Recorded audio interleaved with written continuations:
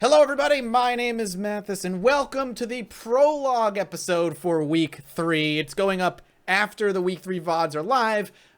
There was technical difficulties the day of the recording or the day of the stream where I couldn't get my shit working properly. So we ended up having to push the Prologue thing to the day after. No big deal. Obviously the DM, Dale Rick Scott, is here with me. Basically what this is going to be and what we're doing, if you don't know what this is every week starting last week and continuing for 2 more weeks after this week is going to be Scott and one of the players doing a little bit of a 15-20 minute solo session, taking their characters and doing either a prequel to before they met the party or something during the adventure, basically to give you, the viewer, and the player a little bit more of a connection with that particular character, to have a bit more understanding as to their thought process, where they're coming from, etc., etc. Obviously, this week we're doing Thonk.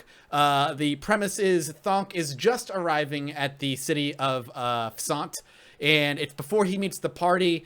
And being a cleric of Grumsh, the city basically sent a message, I guess, to the church saying the half-orcs of this city need a way to kind of outwardly express or deal with the inner rage and anger that they deal with being half-orcs. So I'm the cleric that was sent to help deal with that, and I'm going to meet up with a man or another half-orc named, what was his name, Scott?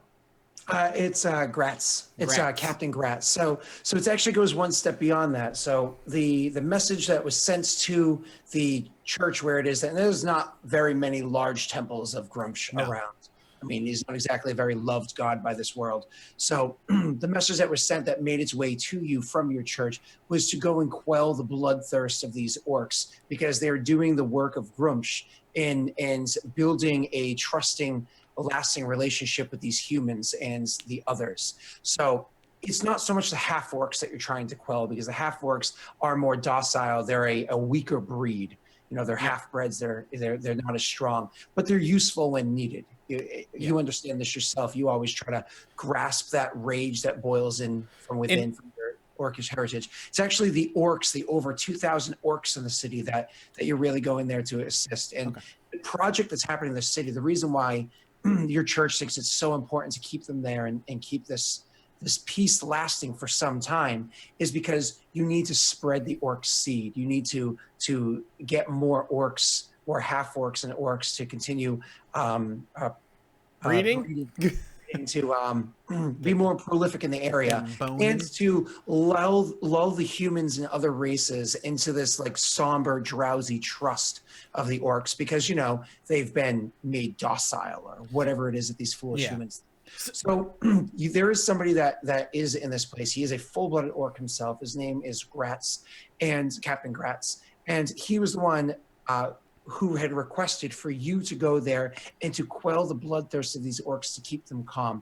You actually don't know much about Gratz. You know what your purpose is, and you know the purpose of what's going on in this city as you understand it from your perspective in your faith in Grumsh, but you don't know this guy. So as you approach the city, before we do that, I just want a quick clarification, because something we kind of talk about a little bit, but we haven't really fully clarified for viewers who Grumsh is as a god. There's times where we've kind of hinted at what he is, and obviously Thonk isn't going around praising Grumsh. He kind of has a book that for maybe religiously educated people would understand maybe some of the symbolism on the cover, but there's nothing explicitly stating who I worship. Grumsh is basically the orc god of like war, violence, chaos, storm. He's basically an incredibly violent, angry, bloodthirsty god that I think his alignment is chaotic evil. It is chaotic evil. His portfolio, or like his faith encompasses, is conquest, orc strength, survival, territory. These are things that are important details of the faith. Yeah. And he goes by, because, you know, he's the one-eyed god, which I think we during the session.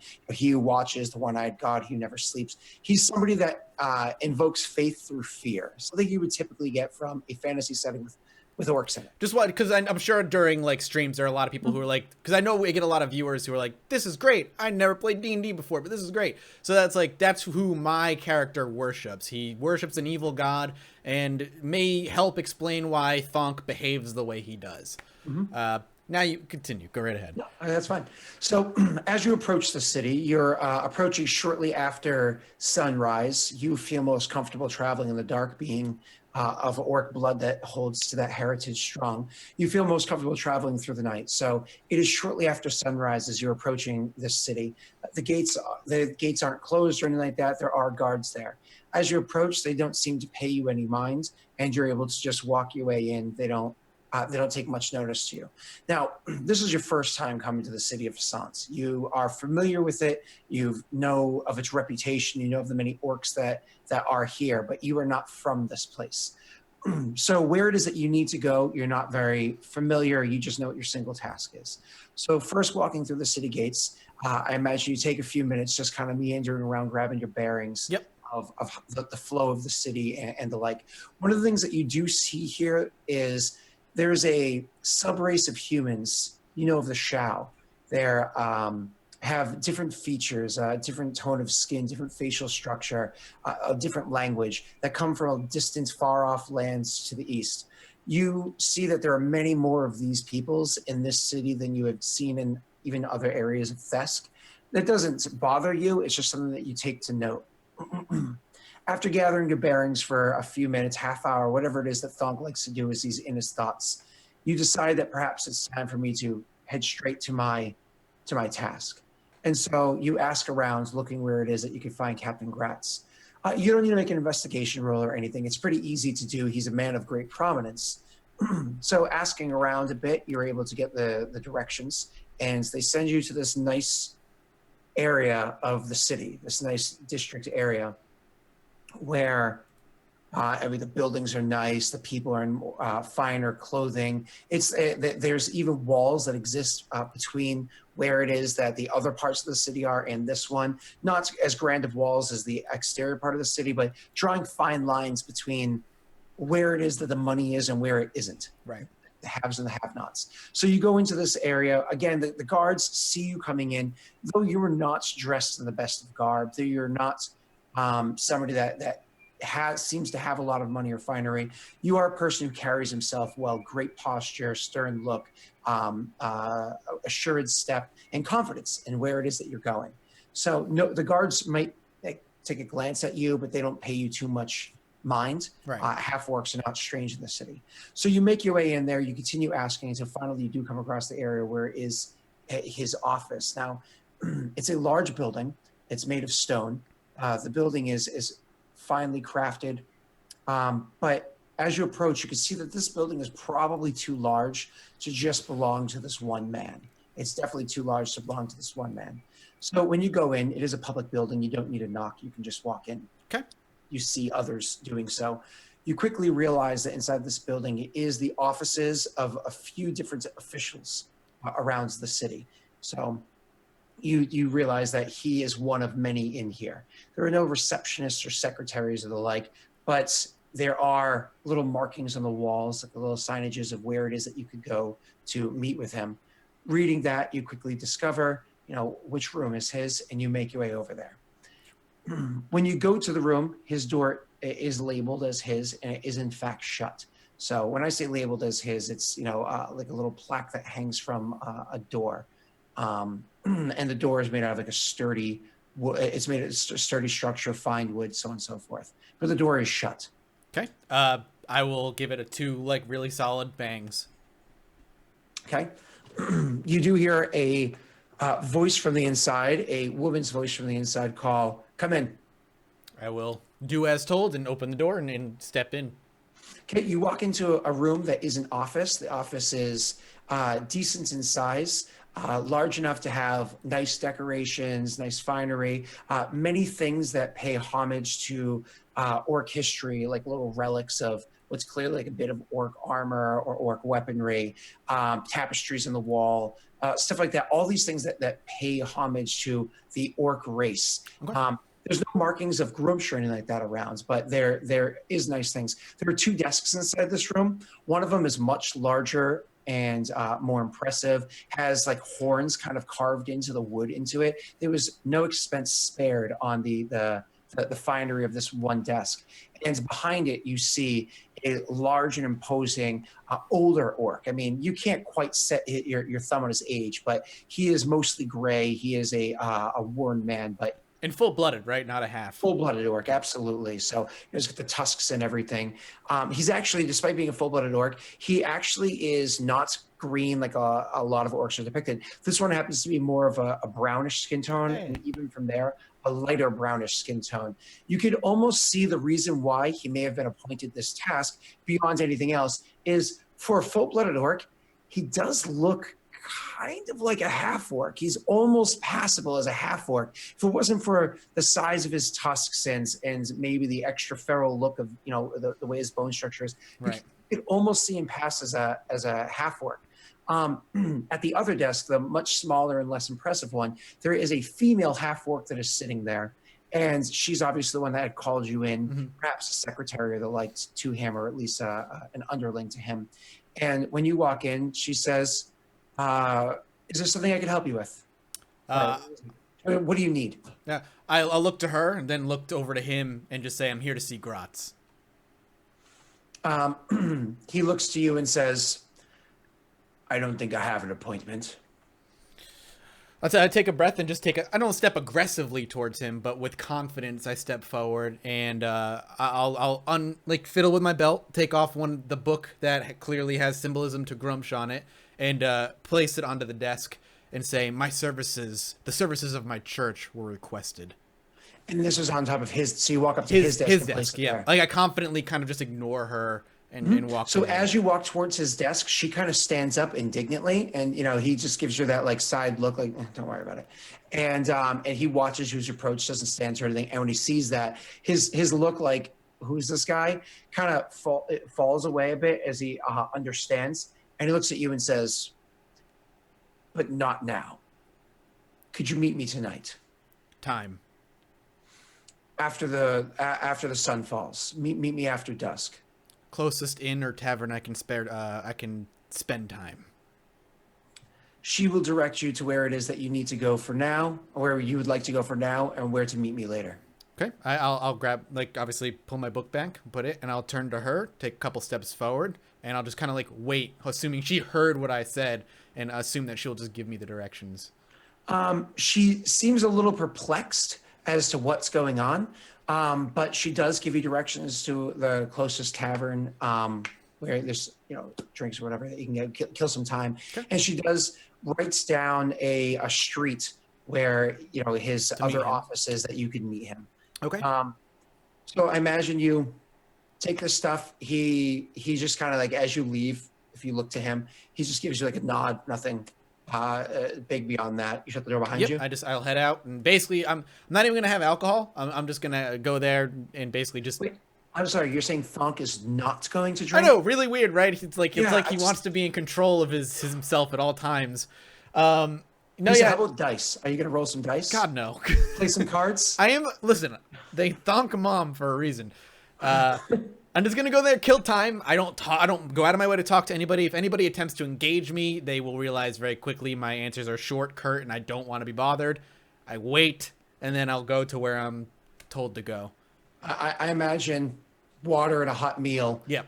And then you make it and kill time, reading, studying, praying, whatever it is that you're doing until you find until after dusk. Yep. So you quickly you make your way there after dusk. You might even start walking long before that, just to a meditative walk. Orcs are not the kind of people that like to sit still for very long. Yep. So I imagine you like to walk there, get there, whatever it is, after the night falls. When you do make your way to the place, the first time you swing by there are no lights on. The place is obviously dark on the inside, and the sun has not completely fallen, but it is about dusk.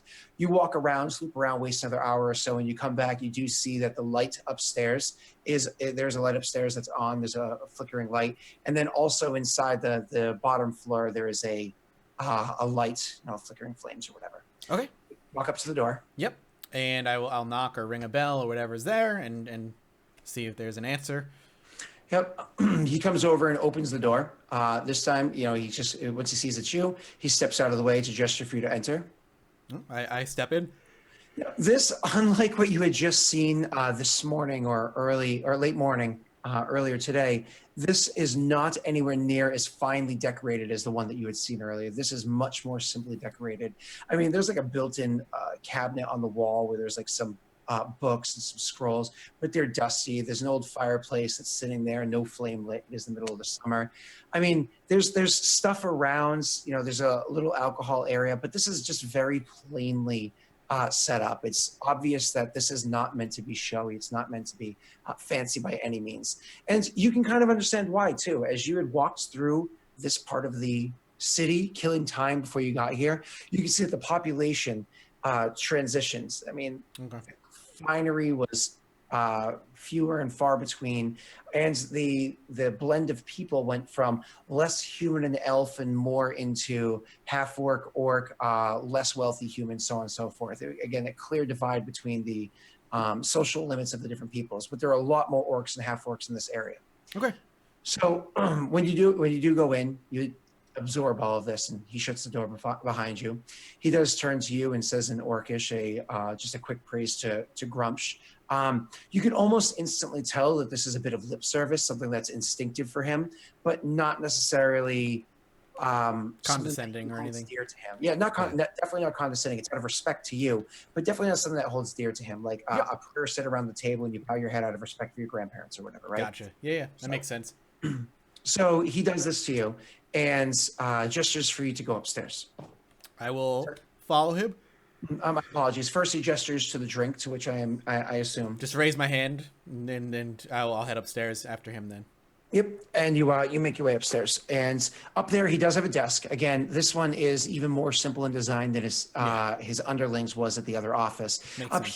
here, everything is very simple. But you also see, beyond just like a desk up here and everything, he also has like a dresser, like two dressers. He has a clear area where he hangs like his armor and his weapons, and there's a considerable number of them.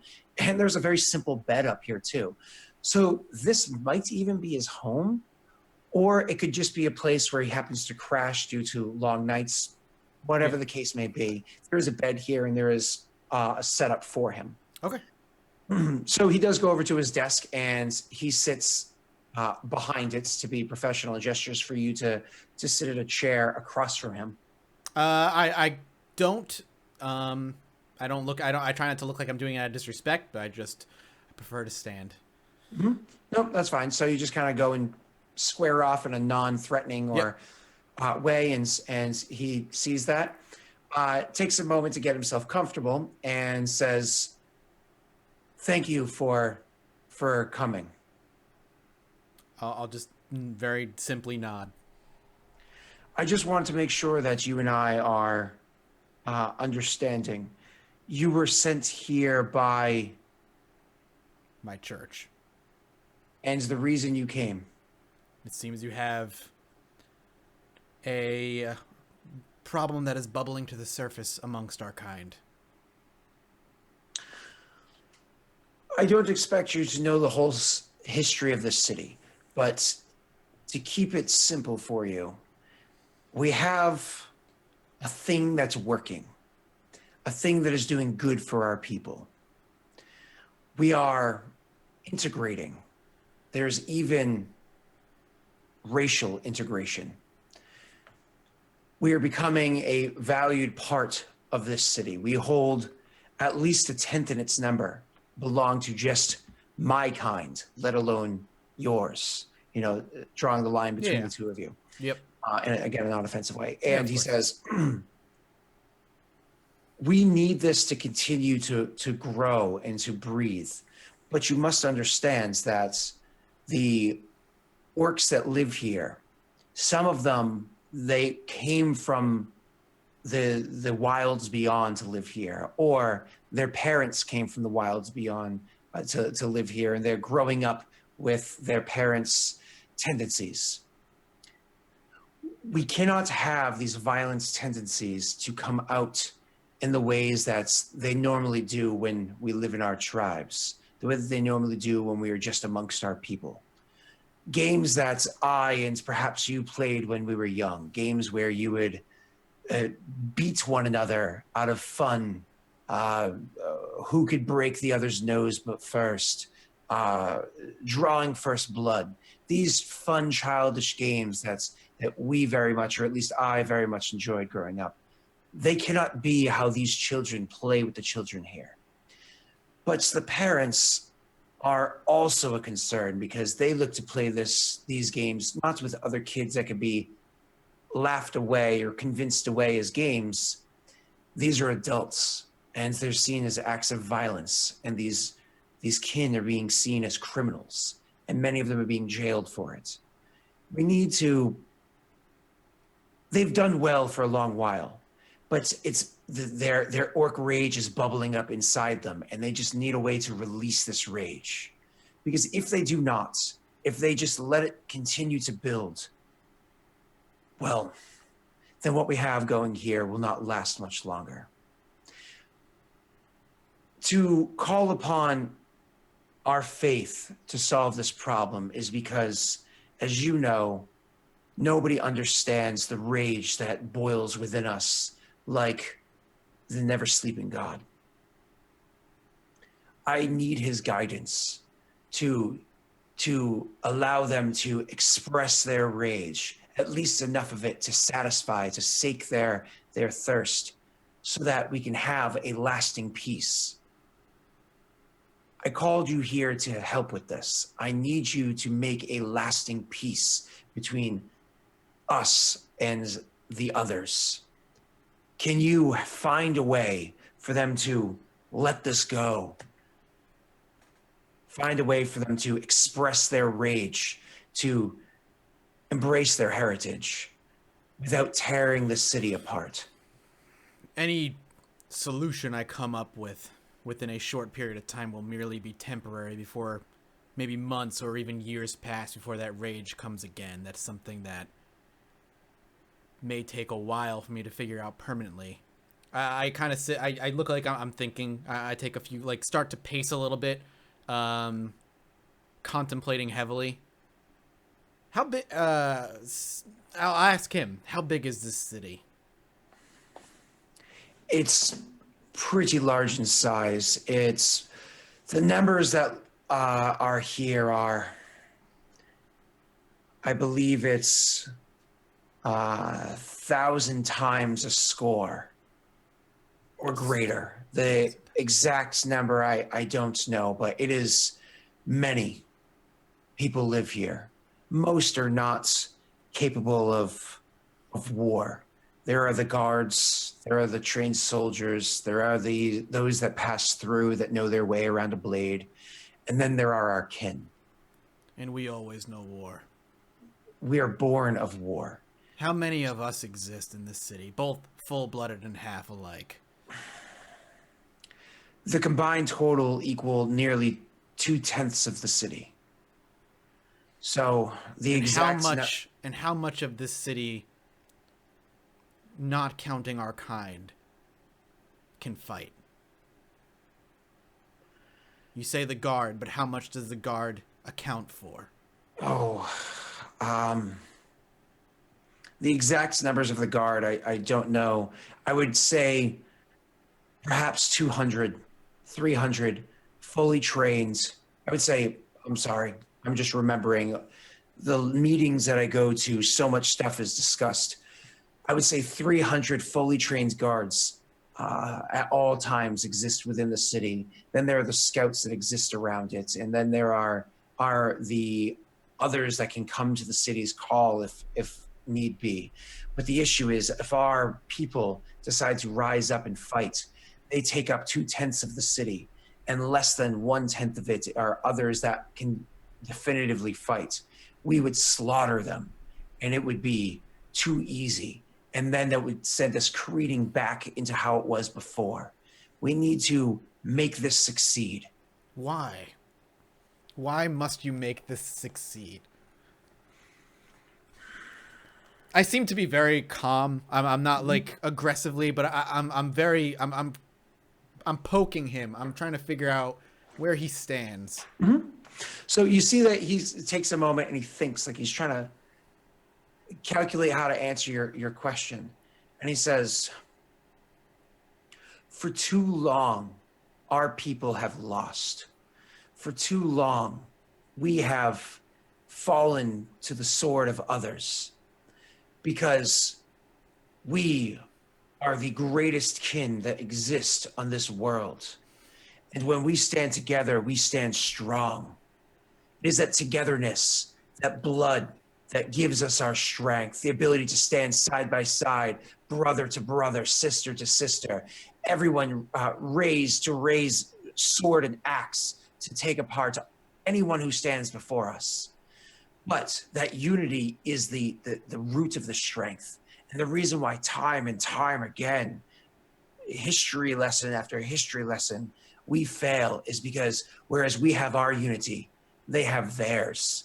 And their unity isn't man, brother against brother, or elf, or dwarf. It is all of them standing together.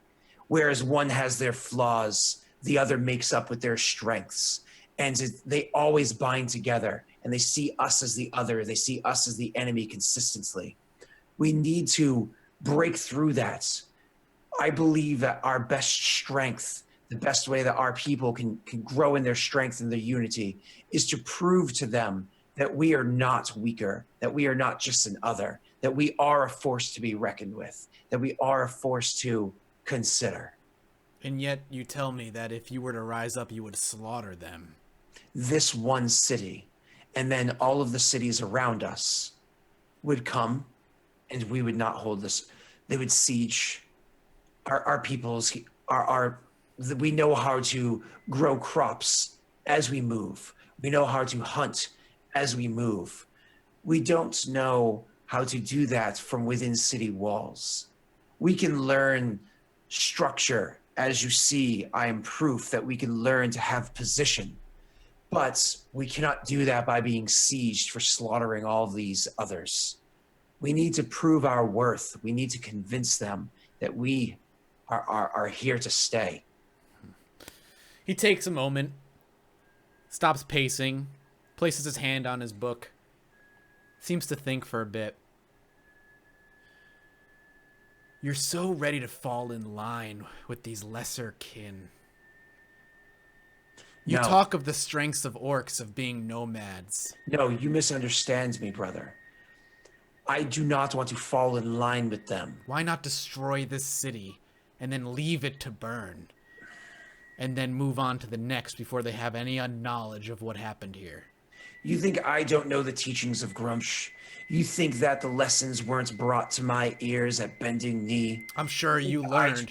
I'm not familiar with this. I was raised out there same as you, and I fought in this war when you were just a pup. I take a step forward and I cut him off, and I'm sure you were educated, but how much of it have you taken to heart? I want our people to have position in this city and many others. But you we yourself are not falling in line behind them, where we are leading from the front of the lines. But you yourself has said the others look at us as an enemy. Do you truly believe if you fall in line and meld with these others and take positions in the city that they're going to truly let you have positions of power?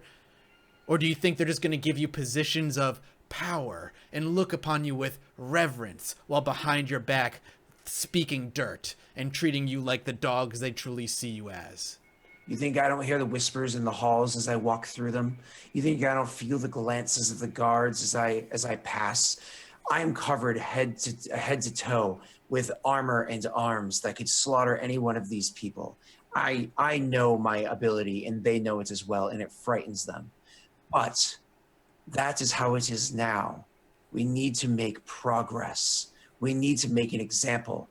And slaughtering a city is not going to accomplish that. It is the ways of the old. It is what has not worked before. We need to find a new way. And I think by integrating to some degree, we can find this new way, which is why I brought you here. I understand that the natural rage. You think I don't feel it boiling inside me? You think that when I get those glances from those guards, I don't think of slitting their throats and just bathing in their blood? Of course I feel it, but that doesn't change the fact. We need to progress. What I want you to do is slake their thirst, take the rage from them by allowing them to express it. You might not be able to do it with all, but as many as possible. And if you're able to do that, you may only buy me months. Hopefully you buy me years. That gives me time to work harder and to come up with a better way to do this. Do you know how many orcs of ours, how many of our kin exist on the city guard? Two. It's been over a decade. We have 2. I need to get more, because that is a way for them to be able to shed blood and rejoice in it in a way that is rejoiced by others as well. Does he seem like when he's talking at this point, does he seem like he's pretty in control? Does he seem like he's on the brink of losing control? How in control of his emotions does this guy seem? I'm sure in the beginning he was pretty in control, but at this point. He is a person that you can imagine. He's seen war beyond. Because he's old, yeah. Yes, he's an older guy. He's killed many people. He knows how to tap into that orcish rage. He knows how to bring that up and just lash out at others. And you could tell that the gravity of the rage, the amount of it that exists inside him. However, his years and for whatever reason, his perspective has given him the ability to have it completely in check.